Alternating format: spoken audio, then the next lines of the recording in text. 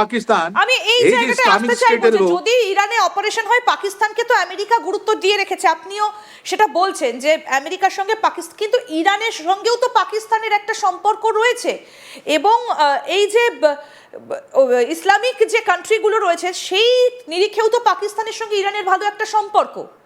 তাহলে পাকিস্তান এক্ষেত্রে কার দিকে যাবে? এই যে 12 দিনের যেটা যুদ্ধ হয়েছিল, আগে আমি বলে দিই, ইরান এত সহজ দেশ নয়, এটা ভেনিজুয়েলা নয়। ইরানের যা মানুষগুলো আছে ওরা ব্যাটেল হার্ডেন, ওরা যুদ্ধে অনেকবার গেছে। কিন্তু তো আমরা তো সেই একই ধরন দেখতে পাচ্ছি যেটা আমরা বাংলাদেশের ক্ষেত্রে দেখেছি, ভেনেজুয়েলার ক্ষেত্রে দেখেছি। এখানেও তো আয়াতুল্লাহ আলী খামেইনির বিরুদ্ধে প্রচুর মানুষ ক্ষিপ্ত, তারা তো বিক্ষোভ দেখাচ্ছেন, প্রায় 500 বিক্ষোভকারী শেষ হয়ে গিয়েছেন। আপনি কাইন্ডলি এইটাই আছে ন্যারেটিভ বিল্ড আপ, এটা অ্যালগোরিদম ওয়ার, এটা মাইন্ড ওয়ার চলছে, এটা শেপিং অফ দ্য ন্যারেটিভ চলছে। আপনাকে একটা এর মধ্যে খুব ভালো সুন্দরভাবে আমি বলে দিই, এটা আপনারাও দেখাতে পারেন হয়তো আপনার কাছে যদি থাকে।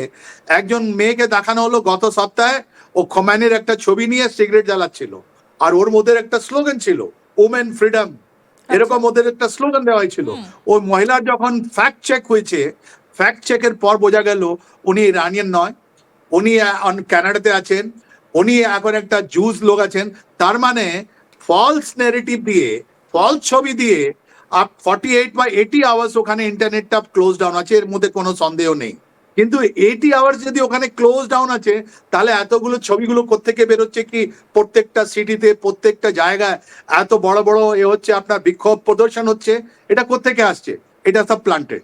এটা close in close out, old picture new picture, এত ক্রেডিবিলিটি ভাবে অসস্থামা হাতো, কিন্তু আসতে বলা হচ্ছে নরো বা কুঞ্জরো। কিন্তু কোথাও গিয়ে ছবিটা সেই 2006 সাদ্দাম হোসেনের বিরুদ্ধে যে প্রতিরোধ গড়ে উঠেছিল ইরাকে, তার সঙ্গে মিলে যাচ্ছে নাকি? বিলকুল সহি, কিন্তু এবার এটা সাকসেসফুল হচ্ছে না। এটা আপনি দেখুন, ইরাক, তারপরে লিবিয়া, ভেনেজুয়েলা, আর এখন ইরান, এর মধ্যে একটা কমনলিটি আছে। একটা কমনলিটি কি আছে?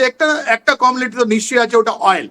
ইরাকের কাছে অয়েল ছিল, লিবিয়ার কাছে অয়েল ছিল, ভেনেজুয়েলার কাছে অয়েল আছে, ইরানের কাছেও অয়েল আছে। আর ইরানের অয়েল নিয়ে ওখানকার মানুষগুলো অনেক সচেতন। 1908 সালে যখন ওখানে অয়েল পাওয়া গেল, ব্রিটিশ কোম্পানি ফাইন্যান্স করলো, বলো আমি 60 বছরের জন্য আমি নিচ্ছি। কিন্তু না, এটা World War I থেকে অনেকগুলো তেল, যেটা আমাদের মেশিন, ওয়ার মেশিন যাকে বলি আমরা, ব্রিটেন ওয়ার মেশিন, ওটা আপনার ইরানিয়ান অয়েল ছিল। কিন্তু ওয়ার্ল্ড ওয়ার টু এর পর ওদের যে যতগুলো ন্যাশনালিস্ট লোক ছিল, কেন রাজা পেহেলভি যেটা আছে 1925 থেকে গেছিল, ওনাকে সরিয়ে বলা হলো না আমরা ন্যাশনালাইজ করবো, আমরা ব্রিটেনকে দেবো না। আর ওটা কাউন্টার প্লট হলো। আর ওদের যে প্রধানমন্ত্রী হলো, ওটা আপনাকে ব্রিটেন আর আমেরিকা মিলে ওদেরকে আপনার একটা জেলে পাঠালো, আবার রেজা পেহেলভির ছেলেকে পাঠানো হলো, যেটা 1979 পর্যন্ত চললো। এই যে অয়েল নিয়ে যে রাজনীতি হয়েছে ইরানের মধ্যে, ইরানিয়ান মানুষগুলো অনেকগুলো ওরা মানে ওদের স্বাবলম্বন আছে, ওদের মধ্যে অনেকগুলো গভীর লোক মানুষ আছে, ওরা লড়বে, ওরা ছাড়বে না, ওরা ওরা একদম বিলকুলই ছাড়বে না ইরানের মানুষগুলো। যতগুলো আমরা একটা নেগেটিভ বিল্ড আপ করে থাকি, এনভায়রনমেন্ট শেপ আপ করে থাকি, বিশ্বকে জানাই কি খোমেনি আগেনস্টে অনেকগুলো আছে। যদি খোমেনি আগেনস্টে যদি হতো, তাহলে জুন জুলাই 2025-এ যখন ওখানে মারা হলো, ইসরায়েলের সঙ্গে যখন যুদ্ধ হলো, আমেরিকার সঙ্গে যখন যুদ্ধ হলো, তখন তো খোমেনি চলে যেত। আজকে 1 বছর পর, আজকে 2026-এ জানুয়ারি মাস বসে আমরা কথা বলছি যে ওখানে এতগুলো জিনিস হচ্ছে, খাওয়া পাওয়া যাচ্ছে না, ওরা ডলার ভার্সেস যে ওদের পয়সা আছে, ইরানিয়ান পয়সা আছে, অনেক ডিভ্যালুড হয়েছে। ইয়েস, ইট ইজ ফাইন, এটা হয়েছে। এই ইরান 1980 থেকে 88 পর্যন্ত ইরাক সঙ্গে যুদ্ধ করেছে, ওরা হার মানেনি। আর এই আমেরিকা, এই ইসরায়েল যখন শাহ ছিলেন তখন ওদের সঙ্গে ছিলেন। তাহলে আপনি যদি বলছেন, আমি সেই জায়গাটাতেই একটু আসতে চাইবো এবার, যে যদি আয়াতুল্লাহ আলী খামেইনিকে সরানো হয়, তাহলে ইরানে যে সরকার হবে সেটা কার সরকার হবে? আমেরিকা বসাবে নাকি জনগণের সরকার বসাবে? Very nice. দেখুন, ওখানে একটা মজলিস ওরা বলে, পার্লামেন্ট করা মজলিস বলে, ওরা 290 সিটস আছে, ওটা ইলেকশন হয় ওখানে। ওখানে প্রধানমন্ত্রী যেটা আছেন উনি ইলেক্টেড হন, প্রেসিডেন্ট ইলেক্টেড, ওটা কাউন্সিল যেটা আছে ইলেক্টেড। এটা শুধু যে খমেনি আছেন উনি টপে আছেন, উনি বলছেন না আমরা সারিয়া নিয়ে মানবে চলবো, আমাদের যা কানুন আছে ওরকম নিয়ে চলবো। কিন্তু ওদের তো একটা সরা আছে, মজলিস আছে, ওর মধ্যে লোক আছে। ওরা বলছে ওভার দি ইয়ার্স 1979 থেকে 2024-এর মধ্যে ওদের মধ্যে অনেকগুলো লোক ঢুকে পড়েছে যারা ম্যানিপুলেট করছে সিস্টেম। এটা অ্যান্টি ইনকামবেন্সি আমরা বলতে পারি। কিন্তু সাধারণ মানুষ 2025 সালের জুন মাসে যখন ইসরায়েল মারলো, যখন আমেরিকা মারলো, ওরা ভেঙে যায়নি। আপনি কোন জায়গা আপনি দেখবেন না কোনো ইরানিয়ান লোক ডিফেক্ট হয়ে আমেরিকা যায়নি, কোনো মিনিস্টার কোনো লোক যায়নি। আইআরজি ইরানিয়ান রেভলিউশনারি গার্ড একদম স্ট্রং, একদম শক্ত আছে, ওরা কিন্তু নিজে মাটি ছাড়েনি। কিন্তু ওর মধ্যে ইসলামিক ওয়ার্ল্ডে যেটা কথাটা হচ্ছে, আপনি দেখুন না পাকিস্তান বিট্রে করলো ইরানকে, পাকিস্তান বিট্রে করছে ইরানকে। আজকে যতগুলো স্ট্র্যাটেজিক অ্যাসেটস আছে এরা, আপনার পাকিস্তান বলবেন আজকে আমেরিকান যতগুলো সার্ভিলান্স আছে, যতগুলো জিনিস আছে, সব আপনার পাকিস্তান মাটি থেকে চলছে। এই পাকিস্তান গাদ্দার, এই বাংলাদেশে তো কথা হচ্ছে না আজকে কি ইরানে যদি কিছু হয় তাহলে ওরা কি যাবে ইরানের সঙ্গে যুদ্ধ করতে, সোল্ডারিং করতে যাবে না। এই যে বাংলাদেশে যে ইউনুস সরকার আছে, পাকিস্তান তাহলে আমেরিকার সাইডই নেবে যদি সত্যি সত্যি এখানে যুদ্ধটা হয়, কারণ B2 ইতিমধ্যেই তাক করে রেখেছে আমেরিকা। স্যার আপনি আমাদের সঙ্গে থাকুন, আমরা এই জায়গাটাতে এবার আলোচনায় আসবো যে ডোনাল্ড ট্রাম্প একেবারে হুঁশিয়ারি দিতে শুরু করেছেন। যবে থেকে তিনি মাদুরোকে তুলে এনেছেন তারপর থেকে তিনি একের পর এক হুঁশিয়ারি দিয়ে যাচ্ছেন। তার নজরে ইরান রয়েছে এবং এবার তিনি অন্য দেশগুলোকেও ছাড়ছেন না, বলছেন যে ইরানকে সাহায্য করতে আসলে তার ফল ভালো হবে না।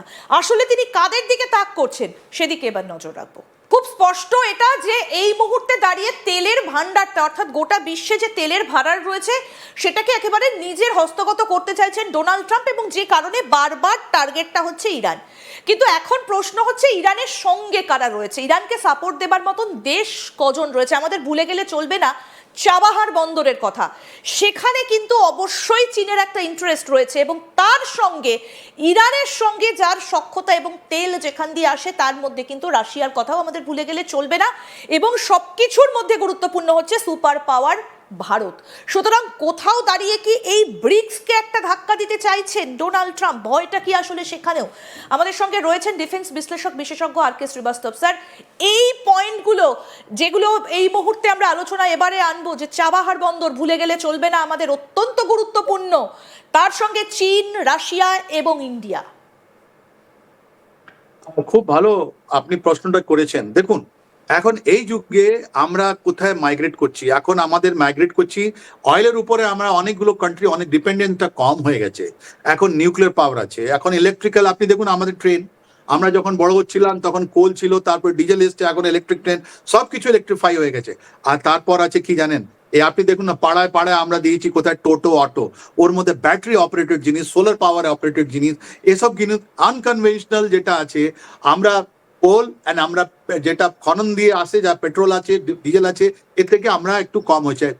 পুরো ওয়ার্ল্ড আপনার এই দিকে সরে যাচ্ছে। তার মধ্যে আপনার আছে রেয়ার আর্থ। আজকে যার কাছে রেয়ার আর্থ আছে